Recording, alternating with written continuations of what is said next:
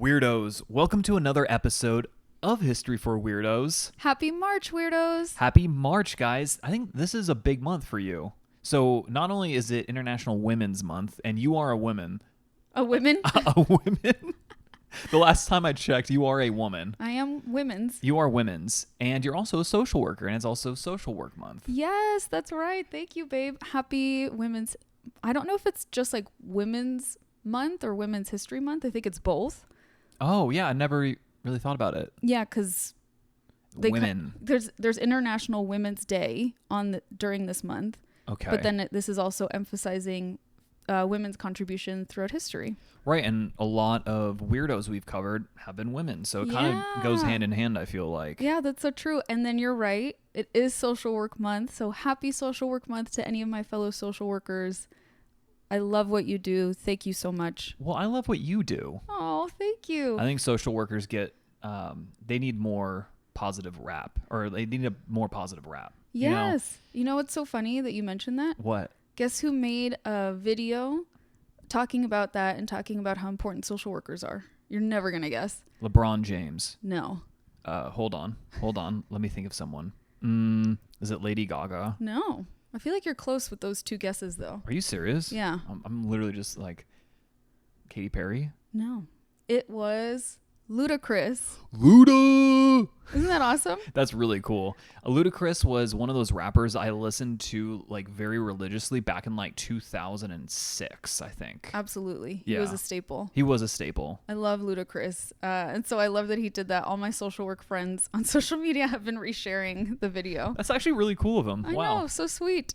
And we will be bringing you all, as always, lots of wonderful, weird content this month, highlighting a lot of women. As you mentioned, we tend to do anyway. Yeah, we typically do because, again, History for Weirdos, we usually highlight folks that are underrepresented. And that's often women. I mean, I'm an ancient history guy, right? I feel like you guys should know that by now. If you don't, you might be new here, and that's okay. Get out. But oh my God. I love the dichotomy between our two responses. I'm like, it's okay. Listen to a few more episodes. I'm sure you'll figure it out. And I'm like, and then get you're out of here. Get out of here.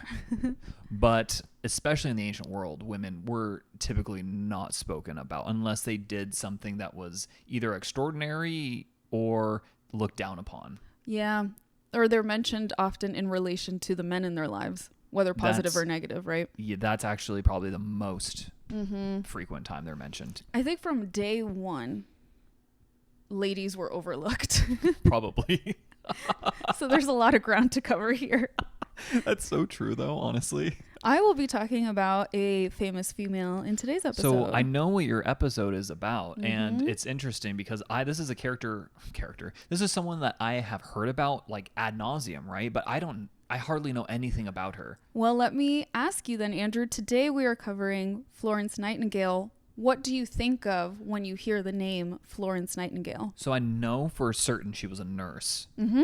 Correct. And I know that a lot of dudes were really into her. And I think she was a nurse during like World War I want to say. All right. You guys take notes on what Andrew said, Yeah. and we will see how accurate he was at the end. Guys, that's like literally all I know. That's all I know. Well, good thing that I'm here to tell you things. Absolutely. Yeah. I mean, where would our relationship be? Where would History for Weirdos be without that? Without that dynamic specifically. Yeah, Exactly. I don't know. No one knows. It's provocative. Well, Let me jump into the story. Yeah. Okay, weirdos. Often called the lady with the lamp. Interesting. Mysterious. Very mysterious. Florence Nightingale is known as a caring nurse, so you were correct there, and a leader. In addition to writing over 150 books, pamphlets, and reports What? on healthcare related issues, she is also credited with creating one of the first versions of the pie chart. Okay, hold the phones. Okay, the pie chart, as in like when you're building an Excel model and you need to have a pie chart, that pie chart. Yeah. Okay, that's really cool.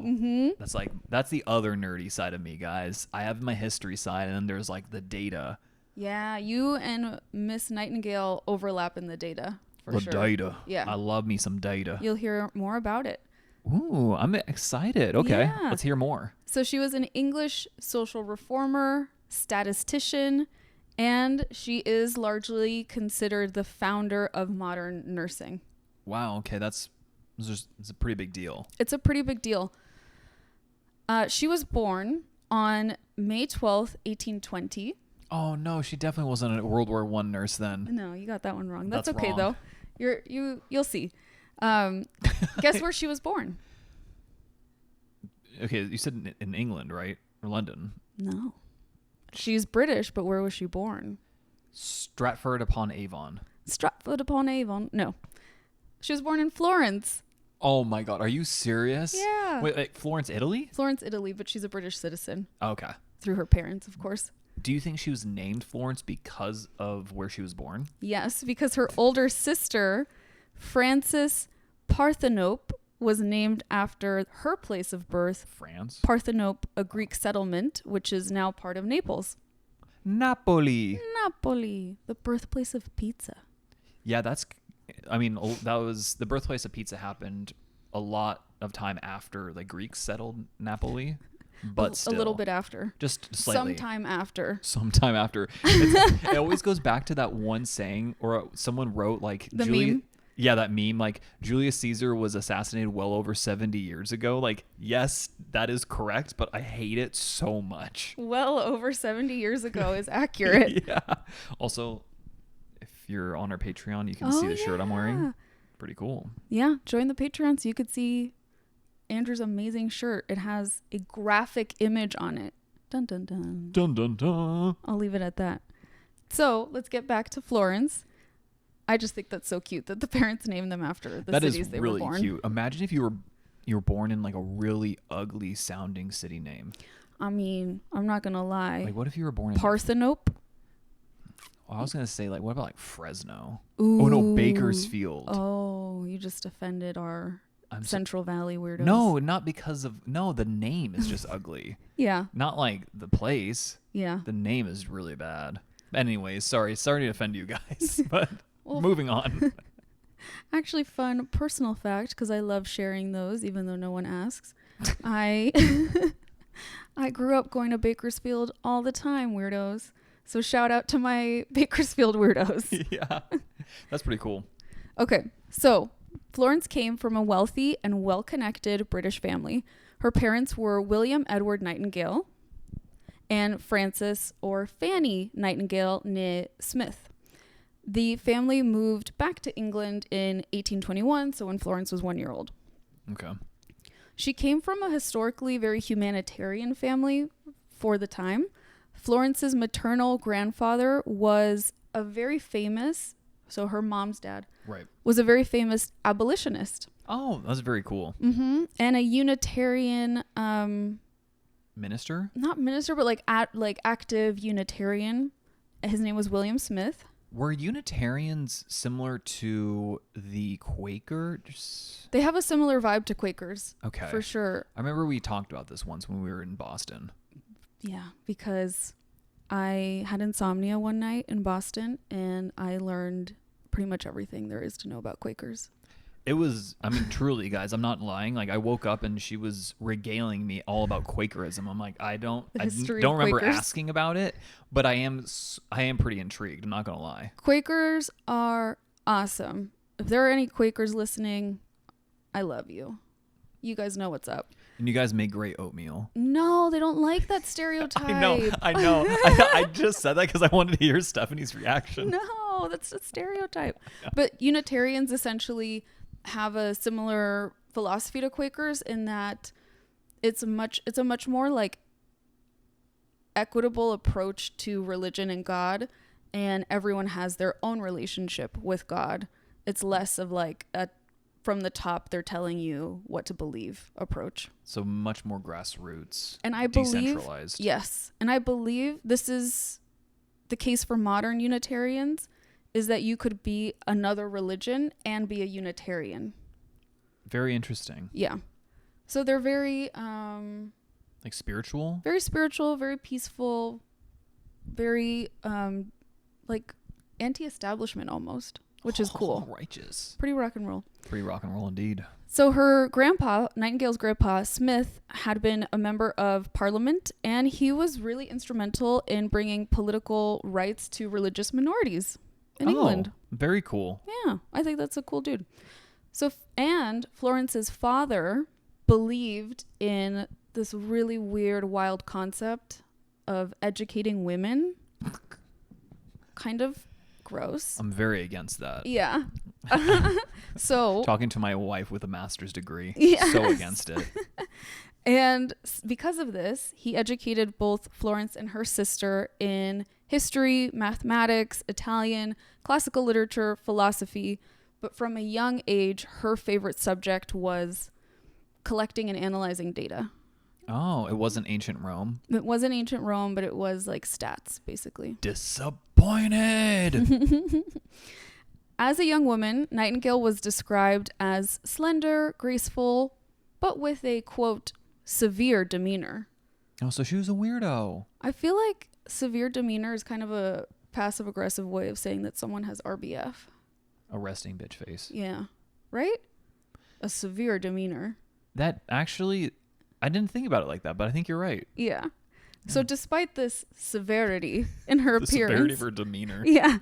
It's so dumb. She was said to be very charming and to have possessed a radiant smile. Lovely. Like me. Aw, thanks, babe. I'm just rizzing her up. Don't worry. It's my own wife. So let me give you a little bit of context. At this time, when Florence Nightingale was a young woman, nursing wasn't actually considered a well-respected profession. Right. It's too early for that. Yeah, it's too early. They don't know shit about what they're doing with medicine still. Oh, they don't. Most women didn't work at all, right? Particularly if you came from a good, which meant rich, wealthy, usually white British family. Women weren't expected to work at all. They were just expected to get married and have kids. Yes, we've seen that in media where even later, right? Like the women who shouldn't or like don't have to work, right? And they choose to do so. It's frowned upon. It's really stigmatized. Which is absolutely bonkers to think about in today's terms because like everyone has to work. Everything's expensive. Yeah, you need a dual income household for sure. But at this time, nurses were associated with living in poverty. I see. Partially because their work was undervalued and underpaid, and also because a lot of times nurses were nuns, whether Catholic or Anglican nuns, so they had taken vows of poverty anyway. Oh, I see. I didn't know that. Mm-hmm. So it wasn't like exciting when Florence wanted to be a nurse for her family. They were not happy about it. She told her parents that I know all the messy parts of this, but I still want to be a nurse. Her parents didn't approve, and they really were like, just think about getting married and having kids. Just think about it. Just think about it for a little bit. And she did have suitors throughout her life. Her most persistent, shall we call him, suitor was a politician and poet. That's a dangerous combination. For anyone who dates men, stay away from politicians and poets. But like, what about the combination? That's what I mean. The combination is what's dangerous. John F. Kennedy said that poets should be politicians. But he also cheated on his wife like insane. Like I'm generally like pretty favorable to JFK. Yes. But he did. But was as not a good partner, husband. yeah. He was a terrible husband. As a spouse, I don't know. Yeah, no. So this man was named Richard Monckton Milnes. He courted her for 9 years. Oh my God. That's why I said he was her persistent suitor. I mean, clearly he was into her. He was really into her for 9 years of like trying to rizz her up. I love us throwing like the Gen Z lingo into this. I genuinely kind of like that term rizz because it comes from charisma. Yeah, I think it's cute. I think it's cute as well. But she finally is like, dude, you're not getting the hint. I'm rejecting you. Okay, can I ask a provocative question? Yes. Do you think she was even into men? Probably not. Yeah. I don't think that's that provocative. She didn't seem to show. She had a lot of male friends. that she would like correspond with and share like intellectual ideas and data with, but she didn't seem interested in anyone romantically. Right. And that's what I meant. Yeah. So she says, I'm rejecting you. Get over it. Get over it. Because she was at this point convinced that marriage would interfere with her ability to follow her calling as a nurse. I think that's wise, actually. And that's the thing with famous women throughout history who remained unmarried. We don't know, like Louisa May Alcott, the author of Little Women, comes to mind. We don't know if it's because they were gay or possibly even like transgender or asexual. Like it could be a bunch of things. Or it could just be that within the context of their time, they weren't down for the rules and regulations that came with marriage. Right. That sounds pretty reasonable to me. Because like today, ideally, hopefully, getting married doesn't mean you lose your freedom and your ability to work. Exactly. But it absolutely meant that for most women throughout history. That's a really good way of putting it, because with like our marriage, like I'm not like, you cannot do this, you cannot do that. Like we're a marriage of equals, and that didn't happen back then. Did not exist. It was or I'm sure it existed, but very rare. Correct. And it would be really hard to convince someone who's very passionate about their profession, whether that's writing or nursing or anything else, to give that up to be married to someone you probably are like, I kind of like you, you know? Yeah. Doesn't seem like a fair trade. No, that's not at all. So even though her parents did not approve of her decision to say no to this poet politician guy, right, she was insistent that nursing was her calling and she was going to study nursing. So I don't understand a lot of the background about this, but it seems like, based on the timeline, her dad was like, oh my God, what if I just give you money to travel the world? Maybe you'll forget about it. So wow. That's actually pretty cool. I'm not going to lie. Right? So she travels the world on dad's dime. Lucky lady. And she has some cool experiences on her travels. She goes all over. I was super jealous reading about this. I'm jealous. Well, she was in Rome in 1847 when she met a man named Sidney Herbert, another politician who had been the Secretary of War, essentially. Mm-hmm. And he was on his honeymoon. So she became friends with Sidney Herbert and his new wife. And he would become the Secretary of War again. Oh. Later on. So he's really into war. That's his aesthetic. Yeah. That's his brand. Like how you said that without missing a beat. Yeah. And this friendship will come into play later on in Nightingale's career. Okay, so it's a friendship. It's not anything more, you don't think? No. Her friendship with this couple will be instrumental in pushing her career forward. I see. Which we will get into in a bit. Do you know that we actually in the United States have a Secretary of War? It's not called that anymore, but it was one of the first cabinet positions ever created. That's very American. Secretary of Defense now. Yeah. Defense. Wink, wink. Uh-huh. That's some rebranding right there. Rebranding indeed. So later on, she was traveling in, you're going to be jealous again. Oh, God. Athens, Greece. I'm not jealous. Not jealous. And while there, Nightingale rescued a juvenile owl because a group of kids were bullying this little baby owl, and she named it Athena. That is so on brand. So guys, Athena is the founding like god of the city of Athens, right? With the ancient Greeks, and her symbol is literally an owl. It's an owl. And like if you were to see old, like in the Peloponnesian War when the Athenians are fighting the Spartans, you would see like their banners had this like big owl with the big eyes. Mm-hmm. And that's been its symbol for like thousands of years. That's also why even today we associate owls with knowledge or wisdom. So a lot of like schools or tutoring programs or textbooks or whatever will have owls on them. It's because of Athena.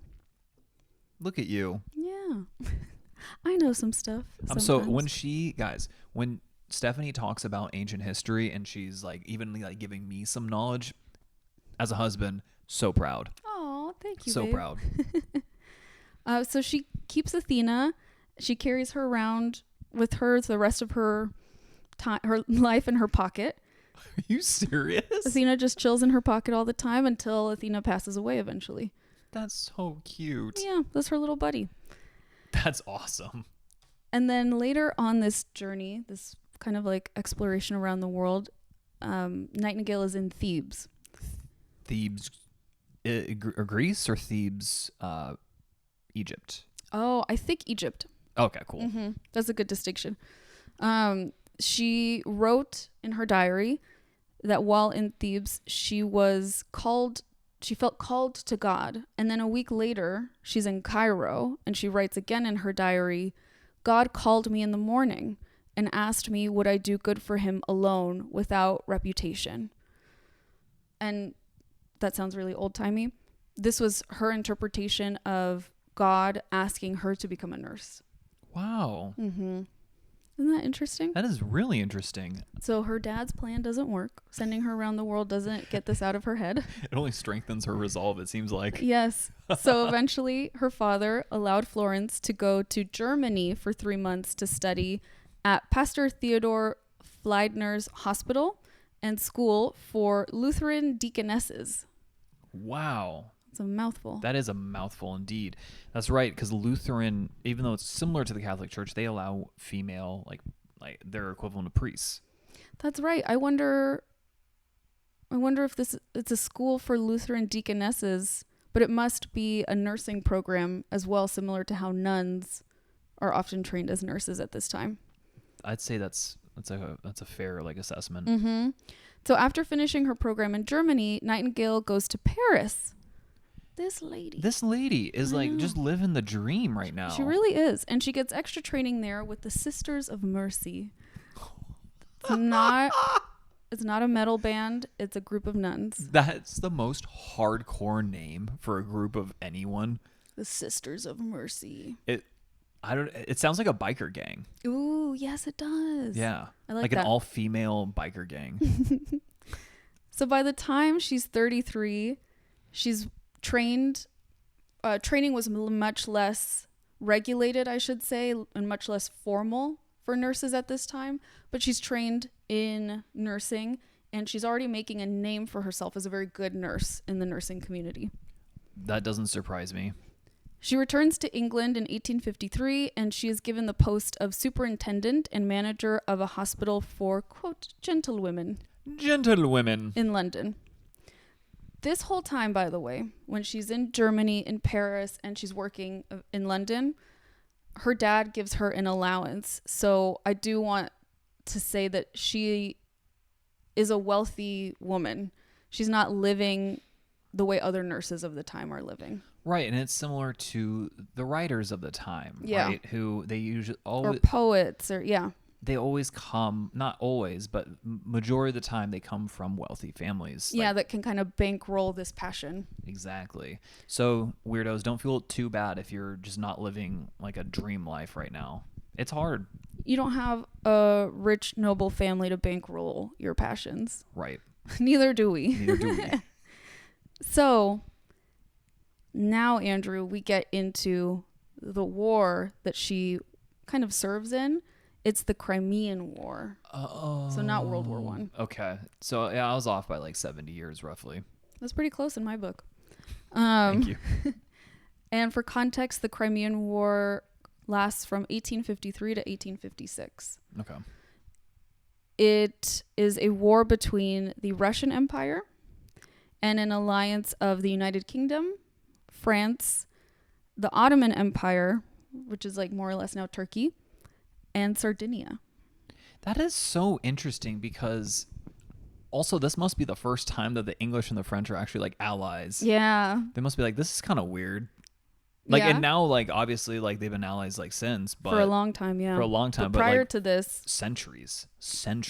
Yeah. Always fighting each other. But this little gang teams up against the Russian Empire, and the war is named the Crimean War because of the Crimean Peninsula, which is located on the Black Sea. Right, and there's still fighting going on there. Mm-hmm. It's the southeastern tip of Europe. It's kind of in between Europe and Asia, Mm-hmm. that official line, I guess, imaginary line.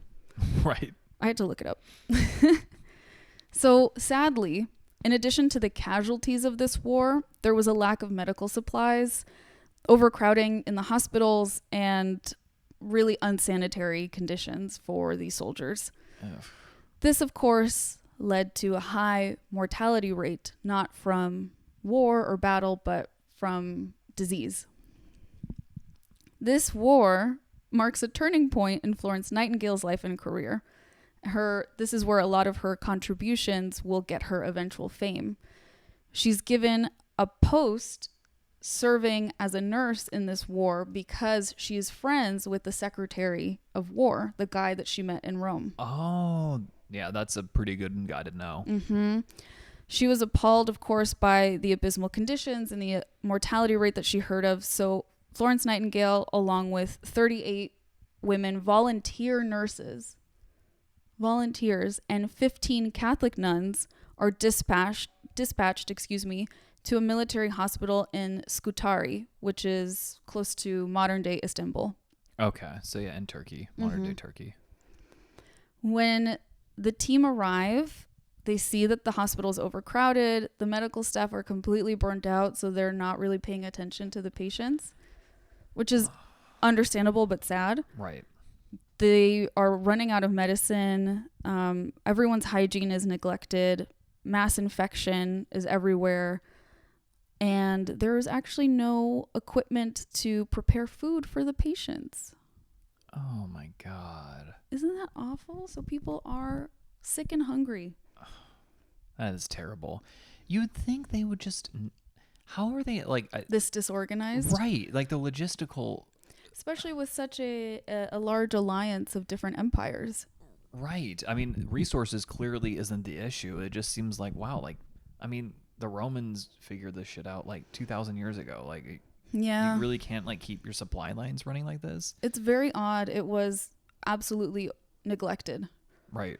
So Nightingale sends a plea to the government of UK, to her government, explaining what she's seeing, right? She's like, we need help. This is what's going on. These people are dying not from their battle wounds, but from infection. Like they're getting sick here. Right.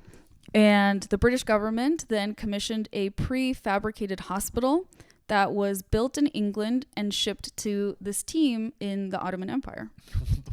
So that's so weird. Isn't that the strangest solution? That's a very odd solution, but I mean, okay, I guess. The result is what is known as Renkioi Hospital, a civilian facility, it had to officially be, that under the management of a British physician named Edmund Alexander Parkes was able to take over with the wounded soldiers.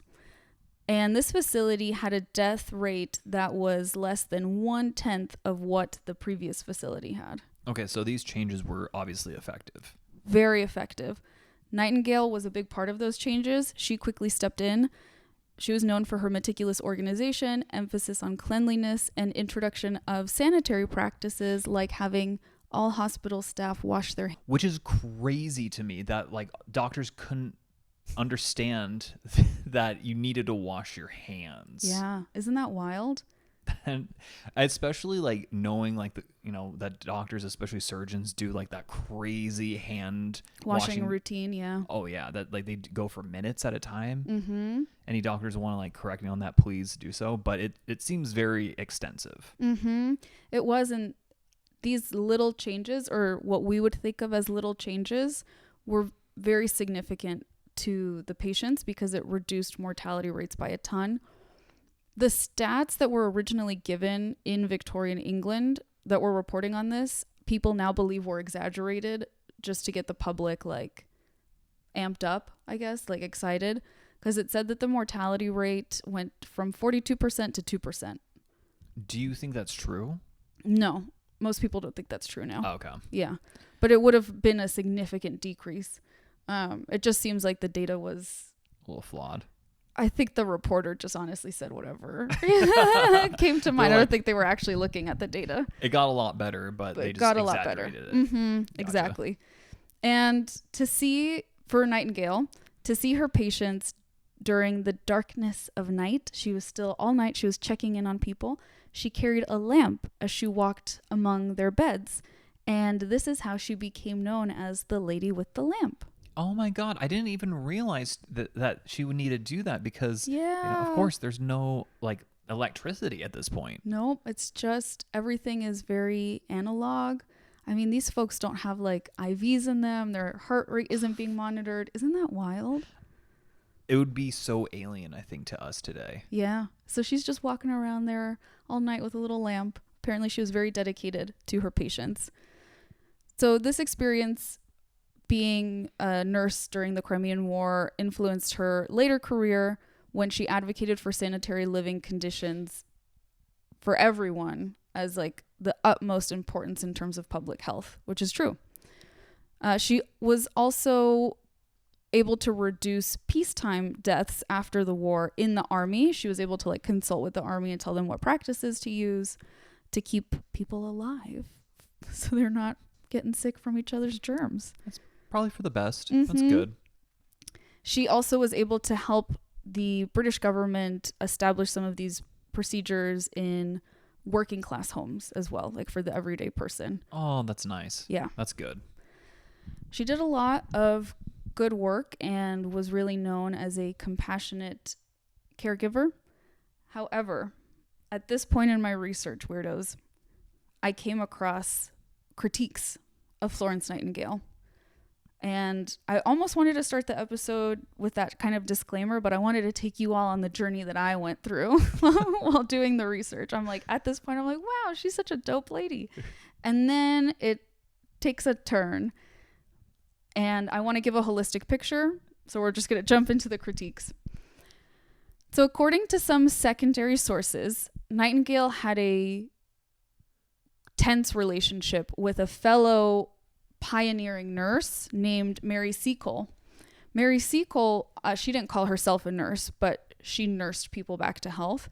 She was a Jamaican-born mixed-race woman who ran a hotel/hospital for officers during the Crimean War. Oh, okay.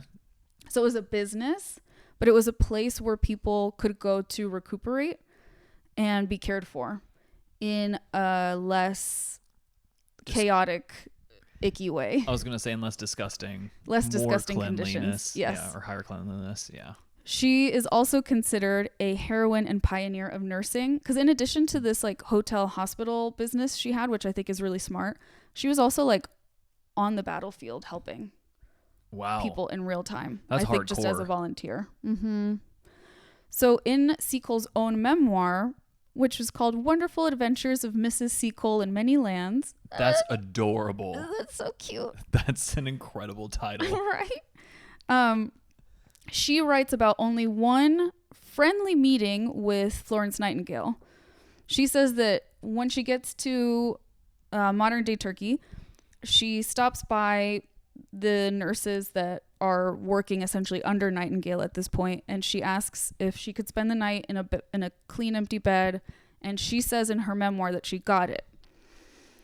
But Nightingale, we have her letters to her brother-in-law, and she wrote that she was worried about contact between her work and Seacole's business, claiming that, quote, while she was very kind to the men and what is more to the officers and did some good, she made many drunk. I had the greatest difficulty in repelling Mrs. Seacole's advances and in preventing association between her and my nurses, in parentheses, absolutely out of the question. Anyone who employs Mrs. Seacole will introduce much kindness, also much drunkenness and improper conduct, end quote. Okay. So she's bashing her business, saying that like that the officers are getting drunk and that she kind of looks down on that and doesn't want Seacole associating with her nurses at all. So why is she mad though that officers are getting drunk? Is it just because they're getting drunk at the hotel? Because she's a Victorian era lady and it's not seen as proper. But killing people isn't really proper. Exactly. It's very strange. It seems like a harsh critique when it's like none of her business. And so I mean, she even says like, oh, she's very nice and makes everyone happy, but also, But people get drunk around her. Like she's not getting people drunk. Her hotel serves alcohol and people are buying the alcohol yeah, and it's not drinking like, it. yeah, I don't think she's like force feeding alcohol down people's throats. There are other accounts that, again, secondhand accounts that insinuated that that Nightingale's negative perception of Seacole was largely related to her being a mixed race woman, that there's like a racial tension there. Oh, where does that come from? The secondary sources, Yeah. I don't know. I tried to find more information on that. I think it was, so Mary Seacole never said anything like that, but other people who observed them together did. I think Mary Seacole was being classy and just not addressing it, and also probably not wanting to come across as like a problem with this lady who is making a name for herself. But we will see later, I'm about to tell you more stuff about her that lets me believe that that's might be true. Okay. But really briefly, I do want to say that in 1990, Seacole was posthumously awarded with the Jamaican Order of Merit. And in 2004, she was voted as the greatest Black Briton in a survey conducted in the country. That's really cool. Yeah. So she's also a really cool, interesting figure. Like her memoir suggests, she did a ton of traveling and adventures as well. And has a great name. Yeah. So there were further discussions on social media that brought this to my attention, that Florence Nightingale made really upsetting comments about Indigenous people to Canada, which is a part of the British Commonwealth. So that's why she's like in Canada's business. She believed that imposing British culture to Indigenous Canadians was necessary. Anything else, she believed, and quote from her own book that she published, would be simply preserving their barbarism for the sake of preserving their lives. This is in her book, Sanitary Statistics of Native Colonial Schools and Hospitals, published in 1863. Oh my God. This is during a time when Native children are being forcibly removed from their homes and their communities to be, quote unquote, educated in boarding schools, which in and of itself is super traumatizing. Like, against your will, against your parents' will, you're being taken from your home. Mm-hmm. These schools are now infamous for their abuse and neglect of those children. In Canada, there have been mass graves of children from these schools discovered. It's a part of Canadian and U.S. history. We had them here as well. That has long been overlooked. And it's an important topic that I can't do justice in this brief little side note, but I do really want to mention it and recommend that people look into it more. Another thing that Florence Nightingale said in this book was, quote, "There's nothing in the school education as described in the returns sufficient to account for the special prevalence of tubercular diseases in these schools.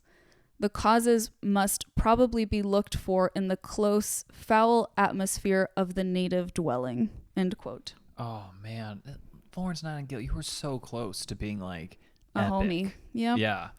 So close. Obviously, so there were tuberculosis spikes in these schools, which is common when you house people, children nonetheless, in crowded, damp conditions. So the tuberculosis cases in the school is very indicative of the poor facilities that these kids are being crammed into. Mm-hmm. That's what that tells you. Right.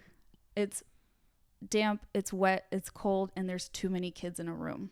Yeah, that makes sense. Like, of course. And she's saying that it's because of native barbarism, which is like beyond ridiculous and upsetting.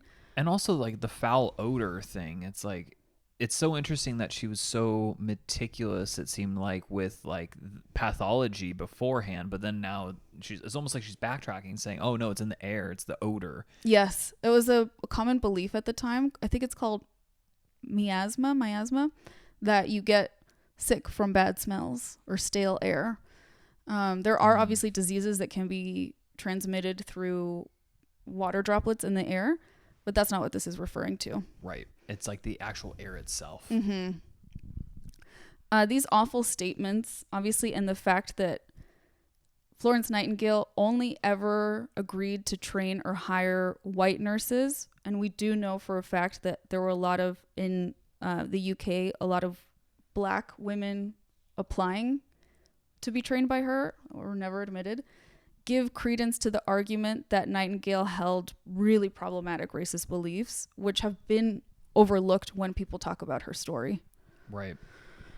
So I had to share this with you weirdos because, yes, Florence Nightingale did great things and helped many people, but she was a flawed human being, and I thought it was better to give a holistic picture, not just the easy to digest version of her story. No, and I agree completely. Like, we need to tell the truth, and part of that is trying to give like the whole truth, right? Not just the little snippets that are Sound easy. cool and sound fun. Yeah, exactly. Or even convenient. Yeah. You know what was really disappointing about this is two things. One, the fact that I mentioned at the beginning, she comes from a historically humanitarian family. And two, the fact that she faced so much adversity for being a woman in the medical field and couldn't use those two things to see how everyone should be treated with respect. It was really upsetting. Yeah, I don't have anything else to add to that. That is just upsetting. You're right. You would think that, oh, people question if I know stuff because I'm a woman. Maybe I shouldn't question if other people are right just because they look different than me or they come from a different place than me. Right. So dumb. It's very dumb. So I did have to share that part. And I really want the weirdos listening to interpret her story for themselves. Nice. With all of this information. But next we're going to talk about Florence Nightingale syndrome. Ooh, I know about this. Because you had mentioned at the beginning that you think a lot of people fell in love with her, right? Right, exactly. They're like, oh, this woman, love of my life. Yeah. What do you think Florence Nightingale syndrome is? It's because I think like these were like men who were wounded in war, and all of a sudden you have this woman, whether she's attractive or not, I don't think that really even matters. Mm-hmm. But this woman comes and like is very tender with you and takes care of you and helps you heal. I think you're going to be very endeared towards this person, even like mistaking those feelings for genuine affection and love. You're absolutely right. Yeah. Yeah. Hell yeah, I'm right, baby. So Florence Nightingale syndrome is also known as the Florence Nightingale effect. And it's when a patient or person receiving care, because it doesn't have to be in like a hospital setting. It could be like my neighbor took care of me when I broke my leg, something like that, right? Or my therapist. Let's not go there. It's when that person develops emotional, romantic, or sexual feelings for their caregiver. So just what you described. Or it's when the caregiver develops those feelings for the patient. Oh, snap. I feel like that's more scandalous. That's much more scandalous. The thought behind this is exactly what you said, that it's like the compassion, and I literally wrote the word tenderness, required to care for someone is misinterpreted as romantic gestures or romantic feelings. Very interesting. Very interesting. There's no record, though, of Florence Nightingale ever falling in love while on the job. Like, she never entered a romantic relationship with a patient. It sounded like she never got into a romantic relationship ever. Yeah, exactly. But it's possible that maybe men had crushes on her because she was really known for her compassion. So the exact origin of the phrase, though, is unknown. Many credit the movie Back to the Future. Oh, no way. With popularizing this phrase. That's much later. That's later. Well over a century later. Back to the Future, which is one of my favorite film franchises ever. It is a good one. Shout out to my dad if he's listening, because him and I love having Back to the Future marathons. So Back to the Future was released in 1985. And in the film, for any of you weirdos who haven't seen it, shame on you, first of all. But in the film, Lorraine Baines, who's played by Leah Thompson, develops a crush on a boy, a strange boy, who falls from a tree in front of her house. Yes. And she takes care of him. Do you remember what happens with that plot point? Yep, that's his mother. Well, And she falls in love with her or him, and and I know there's like pictures, and he's starting to disappear from those pictures because yes. like, oh well, she's into her future son and not the man who's supposed to be the father. Yes. Yes. So in this movie, Marty McFly, he knows the story of how his parents meet, which is his dad falls from a tree in front of her house. Oh, that's right. And she nurses the dad back to health and they fall in love, and they call it Florence Nightingale syndrome. But then when Marty starts messing with the timeline, he accidentally is the one to fall from the tree. And then his mom develops a crush on him, which is so gross. I know, and I think she kisses him on the lips. Yeah, And it's like, ugh. it's so icky. So I just love that during my Florence Nightingale research that Back to the Future came up. Incredible. That is a true history for weirdos moment. Right? Yeah. I got to say Marty McFly on this podcast. Makes me so happy. So, and it was actually relevant, too. And it was relevant, yes. According to the American Medical Resource Institute, oh, snap. quote, nurses are taught to use compassion, a positive attitude, and TLC when treating patients. Such care has been shown to lead to better responses by patients as well as faster healing times. But nurses must be careful to maintain boundaries, as building relationships with patients that are too close can lead to emotional and even ethical dilemmas. That makes 100% sense. Mm-hmm. And I want to give a quick shout out to any nurses listening right now. We appreciate you so much. We do. My cousin, if you're listening, thank you. And your grandma was a nurse. Oh, my grandma. That's right. She was a Yeah. nurse way back in the day. We love nurses, so thank you. Back to Florence Nightingale, our potentially problematic heroine. So in 1860, she established the Nightingale Training School for Nurses at St. Thomas's Hospital in London, laying the foundation for modern nursing education. Her emphasis on education, training, and professionalism elevated nursing as from being seen as a menial task. Like, oh, it's just like, I don't know, stigma of like, oh, you just clean up after the doctors type Right. of thing, to a respected profession. Excellent. In addition to her contributions to nursing, Florence Nightingale, as I mentioned earlier, was a statistician and a pioneer for using data in healthcare. That is really cool. You love data. I love data. That's where we definitely align. She collected and analyzed vast quantities of data to improve hospital health, hygiene, and patient care. Her work laid the groundwork for modern nursing using research and evidence-based practices to care for people.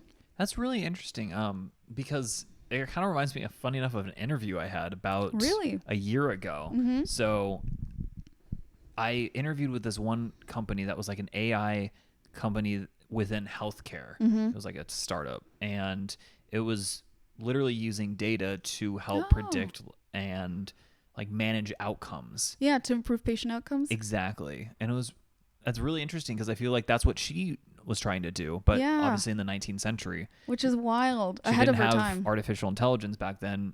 She didn't even have computers. She did not. That's a good point.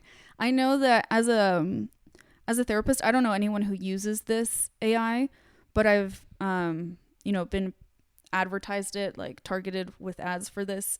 There's different programs that will listen to your session with a client. They're supposed to be HIPAA compliant, which means they're supposed to not really be hackable and maintain your privacy. So it listens to the session, and then it starts to develop a pattern of understanding the client, and it'll tell you based on what they said, like what their diagnosis is, what interventions you could use, and if you're talking too much as the therapist. It can tell you that? Yeah. I thought it would just summarize your notes. I have one that summarizes my notes that doesn't listen in on any sessions. This one, it listens in, and it'll like break up like how much the patient talked, how much you talked, what words they use the most, what words you use the most. Wow. What's changing in their diagnosis, what interventions you should use. It sounds really cool. I have no idea how people would feel about being a client in session and having that. I wouldn't mind, but just because I'm interested in that stuff. Right. Would you care? I don't think so. Okay, so it's a nuanced, I think, answer that I have. Mm-hmm. So I don't think so if it wasn't hackable. But I don't necessarily believe in the efficacy that it can't be hacked. Yeah, I agree. That's a little bit suspect for me. I agree. It's really, really hard to guarantee confidentiality with something like that. Mm-hmm. Overall, back to our story. I forgot what we were talking about. It's like her story too. Love that. Overall, Nightingale gave nursing a favorable reputation, and she became an icon of Victorian culture. And as we've seen, she really embodies both positive and negative aspects of that culture. Right. Exactly. And she's a nuanced person, right? Yes. Definitely a product, I don't like when people are like, oh, product of your time. That's like to excuse bad behavior. But definitely a product of her social standing, for sure. Yeah. I mean, and in her general larger environment. Mm-hmm. Her legacy continues to influence nursing education, healthcare administration, and the broader field of public health. She died on August 13th, 1910, at the age of 90. I was going to say, that's really old. Really old, especially for back then. It's because she was real good at that hand washing. Yeah. Mm-hmm. And her impact obviously remains to this day because we've all heard her name before. As a historical figure, I think her story, especially like kind of almost like the mythical Florence Nightingale, really represents the importance of education, evidence-based practices, and compassionate care, which is so important. That's really important indeed. Today, Florence Nightingale is remembered by some as a trailblazer and a symbol of the nursing profession, though we know that many believe that her views were harmful and flawed and promoted very flawed patient care, ultimately. So she was both. Right. Yeah. Like I said, she was a very nuanced personality. I think in general, positive, but there were significant flaws. Exactly. And that, my dear weirdos, is the life and legacy of Florence Nightingale, the lady with the lamp. Wow. That was really incredible.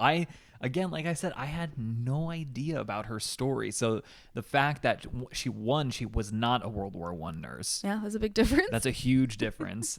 That was really cool. Like I knew nothing, and now I feel like I could talk confidently to someone and give surface level things about her, like all throughout her life. That's the goal of this podcast, really. Right, is just to have some interesting dinner conversations with people. Yes. Because of the topics we talk about.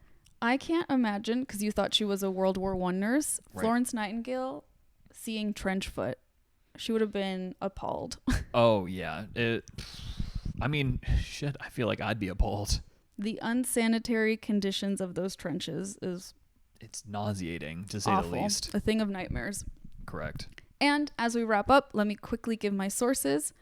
As I mentioned, the American Medical Resource Institute, which I think sounds fancy. The British Red Cross, the National Women's History Museum, a blog, which was really interesting, called nursingclio.org, and, of course, the book Sanitary Statistics of Native Colonial Schools and Hospitals by Florence Nightingale, and lastly, Wikipedia. Of course, Wikipedia. Mm-hmm. Wow, that was absolutely incredible. Thanks so much, babe. Thanks for listening. Well, yeah, thanks for telling me the story. Thanks for giving me story time. It's my favorite time of the week. Yeah, there you go. Weirdos, we hope you enjoyed this week's story time as well. And if you did, please do not forget to rate, review, follow, subscribe, all the good things, because it helps us to keep growing. Exactly. And if you are listening on Spotify, you can leave a comment and let us know, what do you think of Florence Nightingale? Yeah, what are your thoughts? Did you know about her beforehand? Did you not? Like, how do you feel about her now, like, after hearing about her story? I love reading through the responses and especially, like, hearing your guys' input. So please do so. Yeah, please let us know, weirdos. And, well, that's all we have for you this week, weirdos. Until next time. Adios. Adios.